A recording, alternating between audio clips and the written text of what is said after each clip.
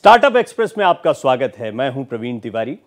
Startup express एक ऐसी कोशिश जहां पर कई ऐसी कहानियां हम आपके सामने रखते हैं जो आपको मोटिवेट करें।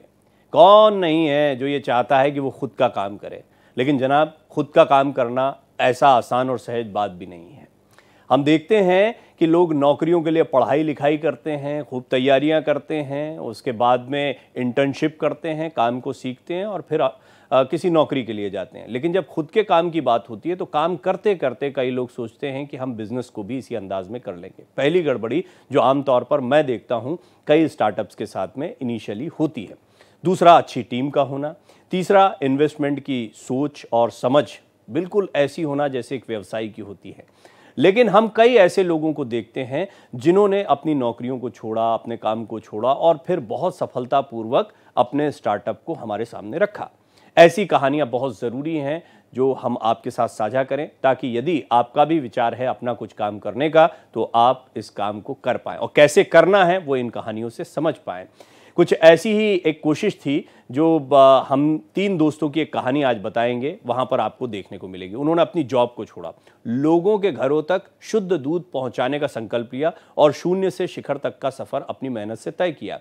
बिनसर फार्म्स की मैं बात कर रहा हूं। इसकी स्थापना किस तरह से हुई थी, बिनसर फार्म्स ने किस तरीके से सफलता के अलग अलग पायदानों को लगातार पूरा किया, ये हम आपको विस्तार से बताएंगे। इसके फाउंडर भी मेरे साथ जुड़ेंगे, उनसे बातचीत करेंगे, लेकिन उससे पहले ये रिपोर्ट देखिए।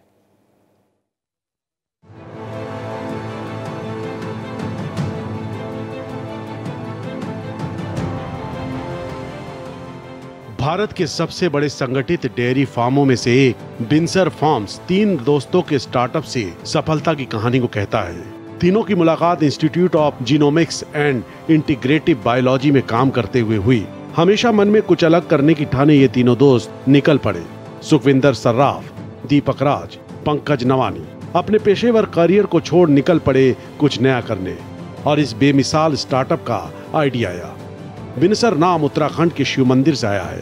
2009 से एक परिकल्पना से शुरू हुए इस प्रोजेक्ट ने आज एक विशाल रूप ले लिया है। उन्होंने स्थानीय किसान परिवारों को गाय दान करना, उनके साथ अपने विशेषज्ञ डेयरी प्रबंधन ज्ञान को साझा करने और अंततः उनसे दूध वापस खरीदने की योजना बनाई। इससे किसान को एक स्थिर आय अर्जित करने और समय के साथ अपनी जीवन शैली में सकारात्मक बदलाव लाने में मदद मिलेगी। बिनसर डेयरी फार्म बेहतरीन डेयरी प्रबंधन की मिसाल है। मवेशियों के तबेले में पानी का जमाव या पोखर जैसी कोई स्थिति नहीं है। मवेशियों को शेड में रखा जाता है। बिनसर फार्म्स ने पूरे फर्श को कंक्रीट से बनाने के बजाय मिट्टी का फर्श रखा है, क्योंकि सख्त फर्श मवेशियों की दूध देने की क्षमता को प्रभावित करता है और अधिकांश डेयरी किसान अभी भी इस बारे में जागरूक नहीं है।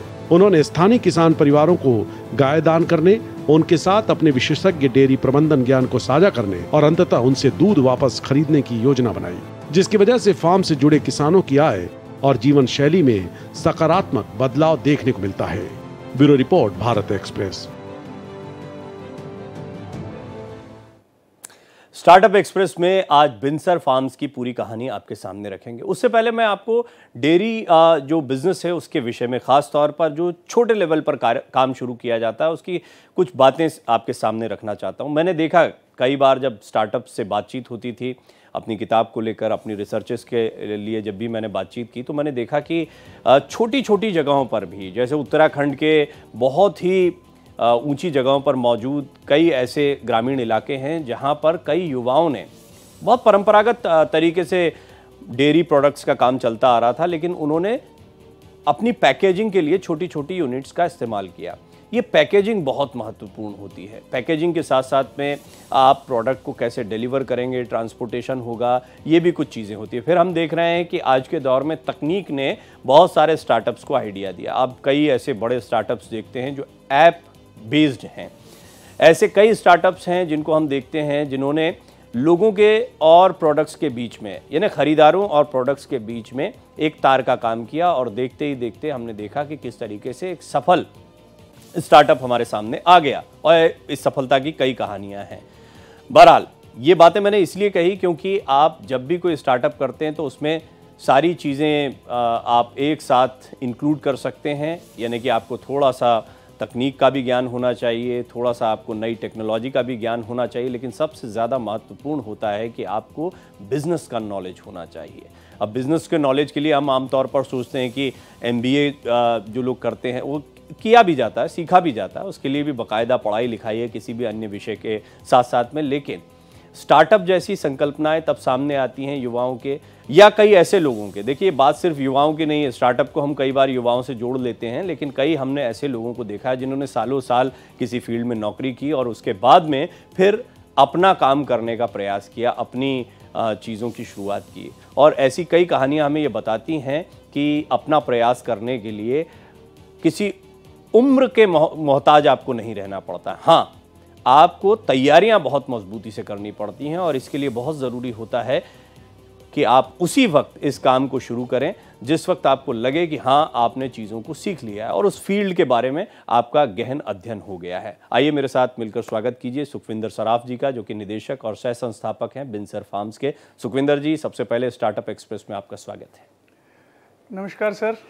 सुखविंदर जी, मुझे ये बताएं सबसे पहले तो, जैसा मैंने कहा कि बिजनेस की समझ होनी चाहिए, क्या काम आप लोग कर रहे थे? मैंने कहा 3 दोस्तों की कहानी हम बता रहे हैं, तो क्या काम आप कर रहे थे और किस तरीके से आपको लगा कि खुद का बिजनेस करना चाहिए?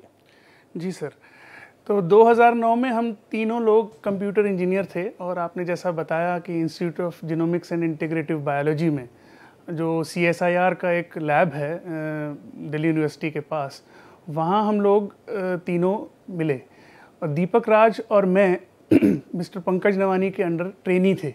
वो हमारे वहाँ गाइड थे और हमारे बॉस भी थे। तो उन्होंने हमें पहला जो सुपर कंप्यूटिंग फैसिलिटी थी CSIR की, वो उसमें लगवाने में हमसे सहयोग लिया और हमें काफ़ी ज्ञान मिला वहाँ। उसके बाद हमारे दिमाग में काफ़ी सालों तक रहा, हम विभिन्न जगहों पर चले गए, कॉरपोरेट जॉब्स में, विप्रो में चले गए, डेल में चले गए, HP में चले गए। तो वहाँ हमारे दिमाग में हमेशा से था कि कुछ करना है। तो 2009 में ये संयोग बना कि हम कुछ करें और उस करने के लिए हम जो एक्सपीडिशन टूर पर जो हम गए वो बिनसर महादेव, जो कि अल्मोड़ा के पास शिव जी का मंदिर है, 3000 फुट ऊंचाई पर है। वहाँ हम रहे 2 रात और वहाँ से वापस आने के बाद हमें ऐसा लगा कि हम वो बॉटम ऑफ द पिरामिड में काम करना चाहिए। वर्चुअल कंप्यूटिंग इज़ वर्चुअल, उस वर्चुअल लाइफ को जी रहे थे हम और हमें ये एकदम से ऐसा अंदर से आवाज़ आई कि हमें बॉटम ऑफ द पिरामिड में काम करना है और वहाँ से हमारे दिमाग में। अच्छा सुखविंदर जी, जब आप ये बात बोलते हैं तो आपको लगता है बहुत सारे बच्चे अभी भी सॉफ्टवेयर इंजीनियरिंग कर रहे हैं, बहुत सारे आपके साथ के साथी कर रहे हैं, तो हम बॉटम ऑफ द पिरामिड जो आप समझाना चाह रहे हैं, हम तो वो जिंदगी जी रहे हैं, बाकी लोग सही जी रहे हैं नहीं जी रहे हैं? जिंदगी सब सही जी रहे हैं, बट मेरा एक ही अपील है, जो पढ़े लिखे और ऊंची जॉब्स की जो हसरत रखते हैं, उनसे एक ही अपील ये है कि ये बेसिक लाइफ का बेसिक है फूड, अगर ये ठीक होगा तो सब जिंदगी ठीक चलेगी। तो इसमें किसान जो है वो, उसको बहुत मदद की ज़रूरत है। मदद इसलिए नहीं कि वो उगा नहीं पाता है और वो काम नहीं कर पाता है, उससे बेहतरीन कोई नहीं कर सकता, बट उसको हिंदुस्तान में उसको बिजनेस नहीं समझा जाता, उसको अपना इनपुट कॉस्ट लगानी नहीं आती, उसको आउटपुट का ज्ञान नहीं है। तो वो सारी चीज़ें समझते हुए उसको एक बिज़नेस का शेप देना, कमर्शियल शेप देना। अगर आप कोई काम कर रहे हैं, उसका कॉमर्स का एंगल तो ज़रूरी है, साइंस का एंगल के साथ साथ कॉमर्स का एंगल ज़रूरी है, तो वो एंगल देना इज़ वेरी इंपॉर्टेंट। और वो एंगल जो है वो कुछ लोग जो पढ़े लिखे लोग आए इस फील्ड में और इसको एक दिशा प्रदान करें, तो मैं सबसे ये अपील करना चाहता हूँ। अब मुझे ये बताइए कि आप 3 दोस्त थे, अच्छी खासी नौकरी कर रहे थे, तो थोड़ा पैसा वैसा भी इकट्ठा कर लिया होगा।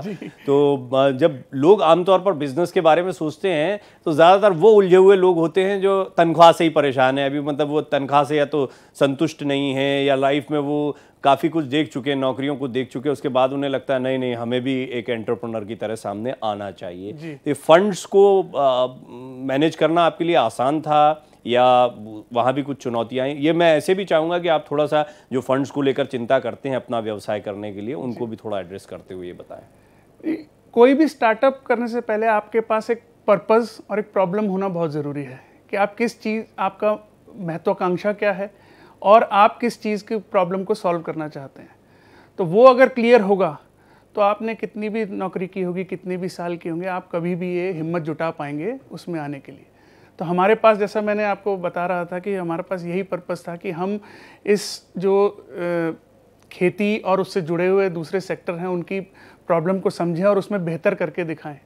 हमें शुरू में ये नहीं पता था कि हम डेयरी में आएंगे, बट धीरे धीरे करके ये विचार बनता गया। ओके, मतलब आपने ये प्लान नहीं किया था कि एग्जैक्टली हमको फूड के किस सेक्टर में आना है। नहीं। और आपने बस एक विचार किया कि हमको बॉटम ऑफ द पिरामिड पे या जो फूड प्रोडक्शन है उस पर कुछ काम करना है। ये दिलचस्प है। तो फिर कैसे आपको लगा कि यही जो है हमारे लिए ठीक रहने वाला है? आपने एक बड़ी अच्छी बात पूछी कि फंड्स कभी भी पूरे नहीं होते बिजनेस में। आपकी इच्छाएं जो होती हैं वो हर समय ज़्यादा होती हैं और पैसा हमेशा कम होता है। उनको मैनेज करना ही एक एंटरप्रेन्योर का काम होता है। कैपिटल मैनेजमेंट उसे अंग्रेजी में बोलते हैं, या फंड्स का मैनेजमेंट आप जैसा बोल रहे हैं।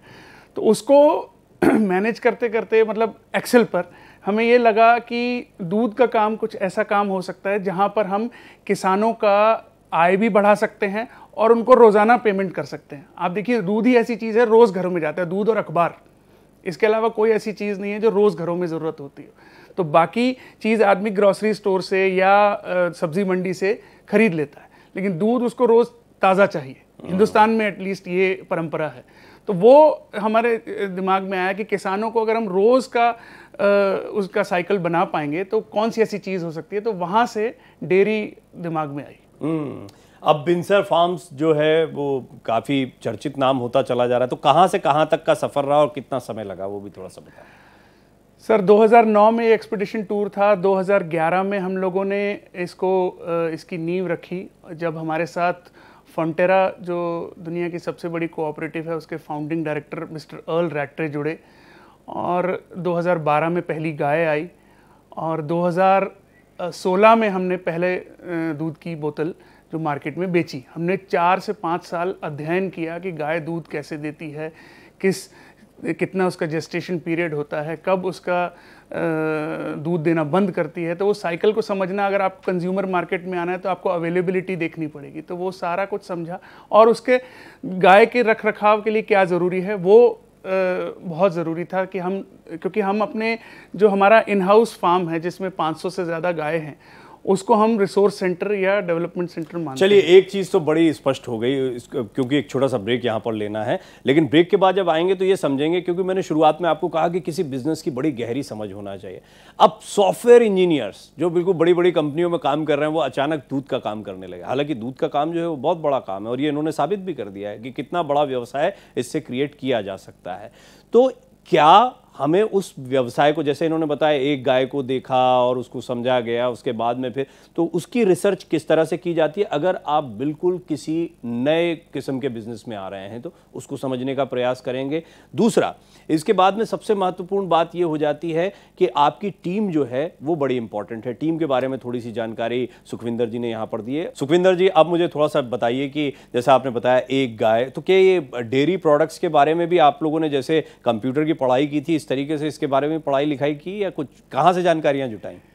ये तो काम करते करते जानकारियाँ हुई हैं। एक शुरू में हम लोग 7 गाय के बच्चे लाए थे, फिर उससे 50 किए, और वहाँ से हमने उसको 2 साल रखा, और वहाँ से समझा कि गाय का लाइफ साइकिल क्या होता है। जैसे मैंने शुरू में भी बताया, 6 साल हमने इसी चीज़ में निकाले, और फिर हम जब दूध का प्रोडक्शन हुआ 2016-17 में, उस समय हमने पहली बार बेचना शुरू किया उस दूध को। डेयरी में कितना है, हम जानते हैं सभी भारत में मिल्क प्रोडक्ट कितना महत्व, लेकिन आपको क्या लगता है कि बहुत सारे लोग जो परंपरागत रूप से गाय पालते रहे हैं, अपना दूध निकालते हैं, बेचने चले जाते हैं, उसमें और एक स्टार्टअप जो वेल ऑर्गेनाइज्ड स्टार्टअप है, उसमें क्या फ़र्क आप देखते हैं और क्या सलाह देना चाहेंगे? जो युवा, कई बार युवा अपने पुश्तैनी काम में नहीं आना चाहते हैं, आप जैसे युवा दूध के काम में आ रहे हैं, लेकिन जो दूध का काम वर्षों से कर रहे हैं उनके बच्चे जो है कुछ और करना चाहते हैं, क्योंकि उनके पास वो विजन नहीं। बिल्कुल सही कहा आपने। हमारे जिस गांव में हम जाटी खुर्द नाम का गांव है, सोनीपत डिस्ट्रिक्ट में आता है, वहाँ अगर पूछें बच्चों से गांव के कि क्या करना है, तो वो डेयरी नहीं बोलते, उसको छोड़ के बाकी सब बोलते हैं। मेरा एक ही कहना है कि आप किसी भी काम को कमर्शियल एंगल से करेंगे तभी वो सक्सेसफुल होगा। अगर आप ये सोच के करेंगे कि मेरी हॉबी है और उसको आप एक प्लानिंग के साथ नहीं करेंगे, तहत नहीं करेंगे, तो आपके लिए थोड़ा सा मुश्किल होगा। 2 ही चीज़ें हैं, प्लानिंग और पेशेंस। प्लान कीजिए, प्लान अगले दिन से फेल होना शुरू हो जाता है, लेकिन इसका ये मतलब नहीं है कि प्लान नहीं कीजिए। प्लान जरूर कीजिए और धैर्य रखिए। नहीं, मैं जानता हूं कि आप कॉम्पिटिटर पैदा नहीं करना चाहेंगे इस शो पर, लेकिन फिर भी ये बताएं मुझे कि क्या प्लानिंग आपको लगता है कि डेयरी के स्टार्टअप में जो है बेसिक तौर पर करनी चाहिए, कोई अगर सोच रहा हो तो? तीन मुख्य चीज़ें हैं डेयरी में जो प्लान करनी चाहिए। वो है पहला ब्रीड, कि कौन सी नस्ल की गाय और कौन सा किस उम्र की गाय आपको रखनी है। दूसरा, आपके उसकी फीड और न्यूट्रिशन किस प्रकार का होगा, आप उसे क्या खान पान देंगे जो वो लंबा चले आपके साथ। और तीसरा, आपको हाइजीन का ख्याल रखना है कि आप जो भी गाय का हाइजीन और जो उससे प्रोडक्ट निकल रहा है, दूध और दूध से बनने वाले अलग प्रोडक्ट्स, उन सब के हाइजीनिक होना चाहिए। आपकी ताकत आपके गायों की तादाद है या आपका जो प्लांट आपने लगाया, प्रोसेसिंग यूनिट लगाई, वो है? क्योंकि मैं देखता हूं आमतौर पर जो गाय पालते हैं उनके पास प्रोसेसिंग यूनिट नहीं होती, उनको कहीं ना कहीं ले जाके देना पड़ता है, खुले बाजार में देना पड़ता है या लोगों को देना पड़ता है, तो ये एक बड़ी कमी। तो आपकी प्रोसेसिंग यूनिट ने आपको इतना बड़ा बना दिया या गायों की तादाद ने? मैं कहूँगा शुरुआत तो गायों की तादाद से ही हुई है, उनकी समझ से ही हुई है, और न्यूजीलैंड का इसमें बहुत बड़ा योगदान है। आम तौर पर हम लोगों को दूध के बारे में तो हज़ारों साल से पता है हिंदुस्तान में, बट हमें ये नहीं पता था कि दूध की क्वालिटी किसको बोलते हैं। आमतौर पर हिंदुस्तान में फ़ैट कंटेंट को क्वालिटी मान लिया जाता है, जिस तरह से बिकता भी है, 1.5% फैट, 2% फैट, 3% फैट, 5-6% फैट। लेकिन क्वालिटी के जो पैरामीटर्स हैं जो न्यूजीलैंड ने हमें सिखाए, जो बैक्टीरिया, प्रोटीन, सोमैटिक सेल्स, इनकी डिटेल्स फिर कभी डिस्कस कर सकते हैं, बट कुछ तो की भी है आपके साथ कुछ अलग अलग शोज में A1 A2 के दौरान बात करते हुए। जी, वो जो क्वालिटी के पैरामीटर्स हैं जो आम तौर पर हिंदुस्तान में लोग अवेयर नहीं हैं, वो आज भी मलाई कितनी जमती है उसी के हिसाब से दूध को नापते हैं, वो देखना बहुत ज़रूरी है और उसके अवेयर होना बहुत ज़रूरी है। FSI इस दिशा में प्रयास कर रहा है, बट अभी प्रयास जारी है। और टीम के बारे में भी थोड़ा सा बताएं, क्योंकि कई बार ये होता है कि अगर लोग हमारे साथ ऐसे जुड़े हुए हैं जो अलग अलग मोर्चों, जैसे मान लीजिए कोई अकाउंट की समझ रखता है, कोई टेक्निकल समझ रखता है, कोई सचमुच गायों की समझ रखता है, तो आपके लिए इस तरह का, क्योंकि आपके स्टार्टअप पर बात, इसी तरह से अलग अलग स्टार्टअप्स में टीम जो है उसमें जो को फाउंडर्स या फाउंडर्स हैं उनकी एबिलिटीज और उनके शुरुआती जो इन्वॉल्वमेंट है उसके बारे में बताएं। ये तो मतलब बिना टीम के तो कुछ भी नहीं हो सकता। ह्यूमन रिसोर्स इज मतलब वो ही किसी भी बिजनेस की सक्सेस या फेलियर के लिए जिम्मेदार है।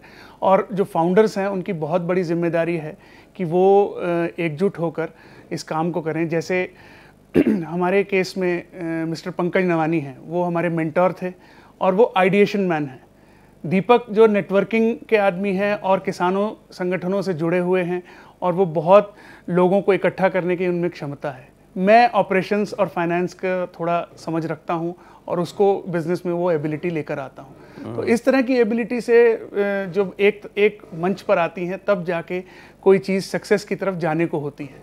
तो ये बहुत ज़रूरी है कि आप किस तरह के साथी का चयन कर रहे हैं। अच्छा, आपने शुरुआत में बताया कि आपने एक गाय को पहले लेकर आए, फिर समझा, फिर 7 गायें आई, फिर 50 गायें हो गई।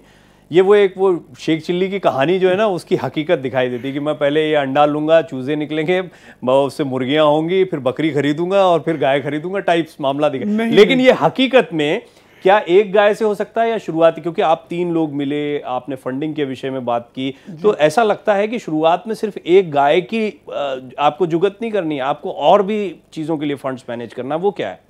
मैंने माफ़ कीजिएगा, मैंने 7 गाय बोली थी। 7 से 50 से फिर वो आगे बढ़ता गया। तो इसमें फंडिंग की जो ज़रूरत होती है वो आपको 7 गाय के लिए तो चाहिए ही चाहिए, उसको लाना ही है। उसके साथ उनका जहाँ रहना है, शेड जो बनाने हैं, उनके खान पान के लिए जो आपको फार्म लैंड चाहिए। एक थंब रूल बोलता है कि 1 एकड़ में 5 गाय पल सकती हैं, एक ये थंब रूल है। और आपको उनके स्टाफ के लिए, उनके लिए आपको एक छोटा डॉक्टर रखना है। कुल मिलाकर उसको मैनेज करने के लिए आपको बहुत सारा नहीं तो जितना भी स्टार्टअप का आपका जो भी आइडिया है उसके इंफ्रास्ट्रक्चर उसके लिए चाहिए, आपको ह्यूमन रिसोर्सेज चाहिए, आपको लोग चाहिए काम करने वाले वहां पर। चलते चलते सुखविंदर जी क्या कहना चाहेंगे? स्टार्टअप आपके लिए सक्सेस का मोटो क्या है, जिसको एक लाइन में आप बताना चाहें और उसको फॉलो करें? प्लानिंग एंड पेशेंस, ये मैं पहले भी बोला। प्लानिंग और पेशेंस। प्लान कीजिए, फेल हुई है, दोबारा प्लान कीजिए, उसको फीडबैक लूप में लाइए और जितनी जल्दी फेल हो उतना अच्छा, ताकि आप नई चीज़ को ट्राई कर सकें। अच्छा, ये अभी भी है आपके साथ प्लानिंग बिल्कुल और पेशेंस को अभी भी इम्पोर्टेंट, जब स्केल अप कर रहे हैं तब भी? बिल्कुल है, 13 साल से हमेशा लाइफ में बहुत ज़रूरी है। प्लानिंग, बहुत अच्छी प्लानिंग करिए, पहले समझ लीजिए उसको और पेशेंस रखिए। ये बात बहुत इंपॉर्टेंट है जो सुखविंदर जी ने कही। मैं देखता हूँ आमतौर पर आपने इन्वेस्ट किया और आपको तुरंत नतीजा चाहिए, यही तो गड़बड़ है। यही तो ज़्यादातर स्टार्टअप जो हैं घबरा जाते हैं और जल्दी फील्ड को छोड़ देते हैं। सुखविंदर जी, बहुत सारी शुभकामनाएं। लंबी बात हो सकती थी लेकिन समय यहीं तक। बहुत बहुत शुभकामनाएं आपको, बिनसर फार्म्स को, आपके सहयोगियों को। तो स्टार्टअप एक्सप्रेस में आज हमने बात की बिनसर फार्म्स के निदेशक और सह संस्थापक सुखविंदर सराफ से, जिन्होंने बताया कि किस तरह से उन्होंने अपने सक्सेसफुल स्टार्टअप को लॉन्च किया या अपने स्टार्टअप को सक्सेसफुल बनाया। इस तरह की कहानियाँ आपके सामने रखते रहेंगे। आज के लिए इतना ही। नमस्कार।